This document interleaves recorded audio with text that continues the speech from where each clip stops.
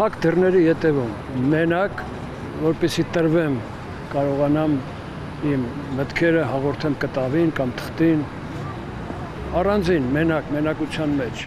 Ամբողջ կյանքը գեղանկարչությանը նվիրած Խաչատուր Ազիզյանը մինչ օրս էլ ստեղծագործում է մենության մեջ։ Նկարիչների միության բացօթյա պուրակում հետևում է ինչպես են երիտասարդ արվեստագետները դիմանկարներ վրձնում։ Առանց արվեստի կյանք չկա, գոյություն չունի։ Դուք պատկերացրեք,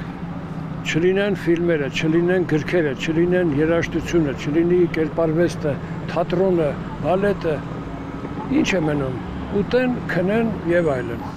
Արվեստի համաշխարհային օրը Փանոս Թերլեմեզյանի անվան Գեղարվեստի քոլեջի սաները բաց դասով են նշանավորում։ Նկարում են Ստանիսլավսկու անվան ռուսական դրամատիկական թատրոնի դերասանների կերտած կերպարներին։ Թերլեմեզյանի սաները իրենց բուհի պատերից դուրս են եկել եւ եկել են այստեղ նկարելու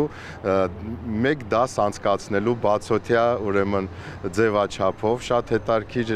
իմ կարծիքով եւ վերջում մենք կդիտենք նաեւ թե ինչ աշխատանքներ իրականացրեցին եւ ինչպես այս փոքր ժամանակահատվածում կկարողանան ուրեմն պատկերել մեր դերասաններին։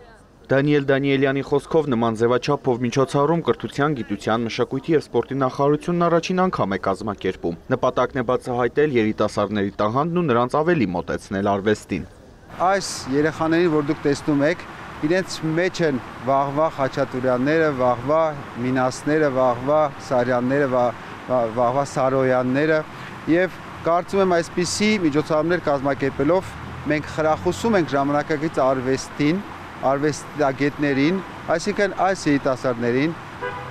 խրախուսելով ասում ենք, որ պետությունը ձեր կողքին է, կարող եք գործել, կարող եք արարել, կարող եք երազել։ Փողնախարարը վստահ է, հաջորդ տարի արվեստի տոնն ավելի մասշտաբային կնշվի, ինչպես մայրաքաղաքում, այնպես էլ մարզերում։ Արամ Մարանդյան, Արամ Հարությունյան, լուրեր։